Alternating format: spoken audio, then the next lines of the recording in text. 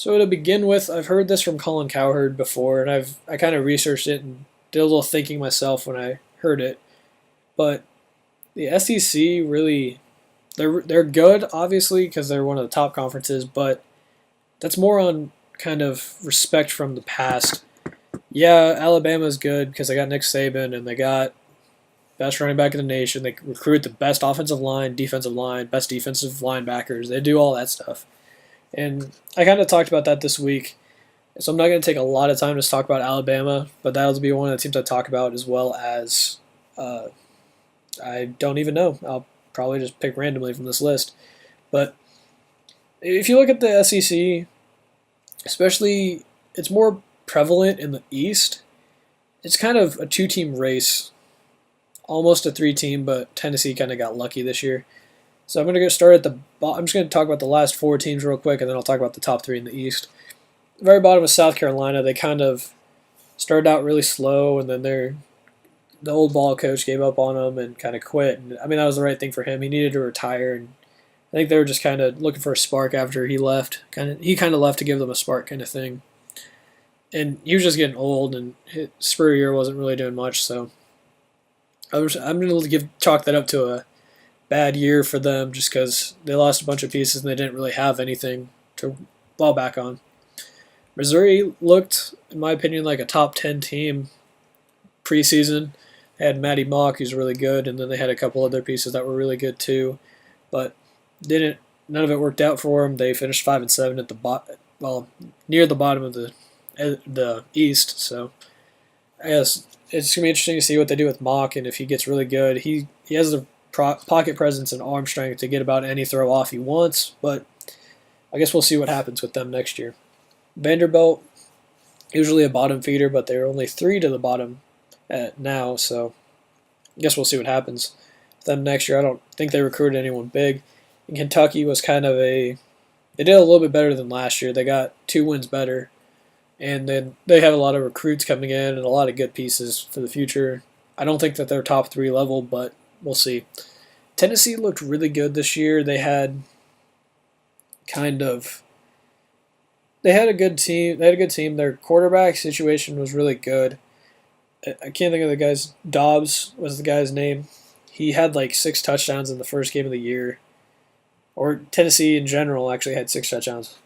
But their offense was really good. I think their defense needs to step up work. I don't think that anyone in the SEC can really topple Alabama, but Tennessee looked really good at times this year, and I think that they're a force to be reckoned with in the future. And then Georgia, you got their new coach, and I think he's going to bring in a lot of stuff. Kirby Smart knows what he's doing on defense. He's going to bring in some good defensive pieces, recruit good defensive guys. I don't think it'll happen this year. I think that they were 10-3 this year. I don't think that they're going to be any better than this year. They might regress a win. So they might finish 3rd in this conference if Tennessee gets a little bit better, or stays the exact same. I don't think that they'll finish 1st this year at least. And then there's Florida, who is 7-1 in conference and 10-4 overall.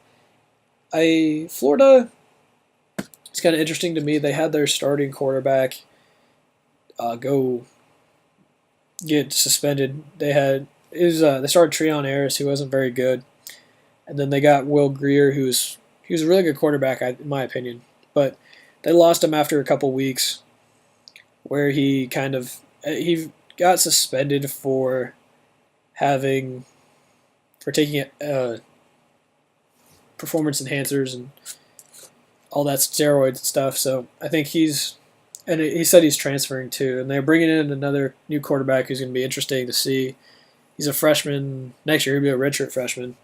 But it was really prevalent that Florida was really a kind of defensive-minded team the whole year. I mean, they won a couple games, but with their offense, but not really. They, like I was saying, they barely beat Vanderbilt 9-7, and Vanderbilt's not that good. Florida only scored 20 on FAU, scored 2 against Florida State, and then they put up 15 in the SEC championship game. So that kind of just shows that. And their one of their touchdowns was a punt return, and the other one was a pass from Sheon Harris. So they have a special team. The defense is really good, but their offense needs a lot of work for them to even contend next year. I think their defense will make them contend in the East because the East isn't very good, but it'll be interesting to see what happens. Moving on to the West, you got Auburn, Texas A&M, Mississippi State, and then Arkansas and LSU as well. But Auburn's really not anything good. They have two good quarterbacks who are all right, but they're not insanely great. They're not great or elite. They're good for SEC, and they're going to be interesting to see what they do next year. I think Sean White will probably start, and then they're not going to be bottom of the SEC West. I know that, but the reason that is because A&M comes in at second to the last, and they lost their two five-star quarterbacks, and a couple other guys left too. And they did bring in Trevor Knight, so that'll be interesting to see if I think he's eligible this year too. But A&M's not really going to do much if Trevor Knight's not here. Even if he is, I think he will. I don't think he'll keep them above the bottom of the SEC, but I guess we'll see and find out. And then they got Mississippi State as another school, and is the next school, sorry. And they had Dak Prescott, but he's gone, so I think he's going to do wonders in the NFL. More of a Tebow kind of build, but with better arm and better accuracy and all that, so he's going to be good. I don't know what they're going to do next year. I think they're going to have a little bit of a regression as well. So I think those three teams will be at the bottom, maybe in a different order. Maybe Mississippi State will jump Arkansas. It really depends. Arkansas had a good year this year. They're one of the top defenses in the league, and they managed to beat LSU, and they managed to keep pace with Mississippi State, actually. And they only lost by 13 to Bama as well. Beat Tennessee, and that's really about it. I think Arkansas is a good team. They have a lot of pieces defensively and offensively to keep pace.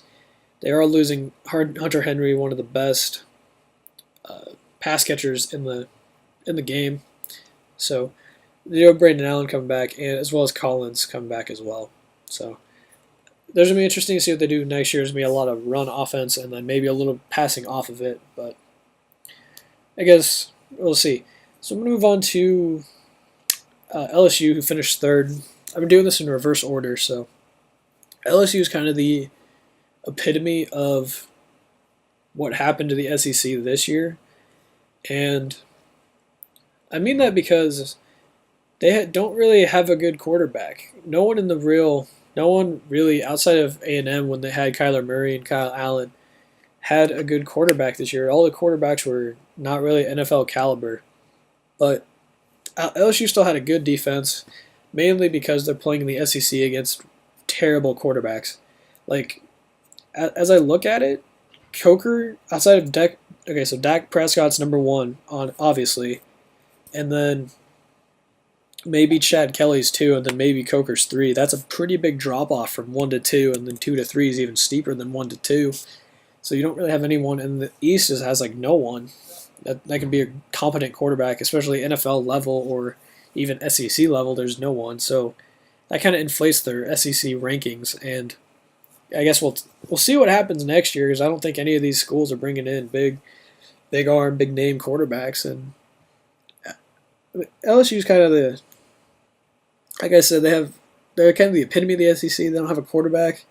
Offense is kind of focused around Leonard Fournette, which is almost exactly like Alabama and almost exactly like I think Florida had a good running back too.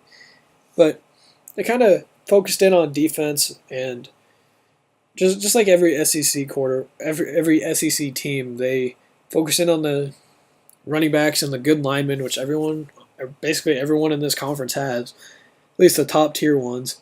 And I think LSU is going to be good next year. They still got Fournette. If they bring in a better quarterback, they're going to be better, but we'll see.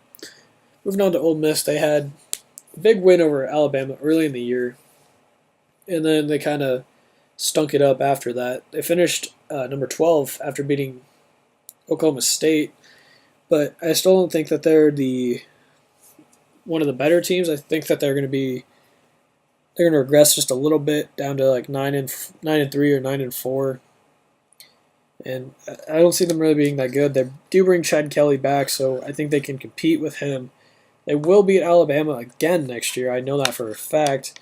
And I don't see them really being a competitor to Alabama, but they'll beat them. So they're always going to have one game where they lose to someone they shouldn't. Like, for example, this year they dropped 76 and then 73 and then 43 against Alabama. And then they lose to Florida, who at the time had Will Greer, so that's kind of more understandable. But then they lost to Memphis, and Arkansas too. So I don't know what to think of this Ole Miss team. I think they're good, but Memphis is a ACC team and AAC team, and they shouldn't. SEC should not lose to AAC. So I think that's a big thing there. We'll see what happens next year with them. I think that SEC is not really that good. They're not weak, but it's Alabama, 50 feet of dirt, and then everyone else. So, and speaking about Alabama, I'm just going to talk about this real quick. Alabama played a lot of good teams this year. I talked about them almost at length on my blog about Derrick Henry and McCaffrey. Coker looked really good at the end of the year, and it's going to be really interesting to see what happens. They're losing Derrick Henry to the draft, and I think Kenyon Drake's also a senior. But if O.J. Howard stays, they got a pretty good passing attack. But I think they're going to be keyed up on him a lot, any team that faces them. Defense is stout as always. Their offensive line is one of the best in the nation, like I said in my piece. But I think that just because they're Alabama, they're going to be top-tier team. They're going to be a top 4 team all year long, just because their name's Alabama. So I'm going to be really interested to see what happens with that next year. I think Bama's still going to win it just because they're Bama, because Nick Saban's really good, and no one really can compete with them in the SEC. SEC is really weak, like I said, no real quarterbacks. Coker's going to be really good. Bo Scarborough is coming in at Alabama, so he's going to be really good too. I think with Dak Prescott leaving, Auburn being terrible, Georgia having no real quarterback, and Florida having no real quarterback, I think it's a wide open race for the SEC. I guess it'd be East. So to face Alabama, which is going to be a loss in the SEC championship. So Bama against whoever can really pull out of that East, SEC East. So that's my prediction for the SEC.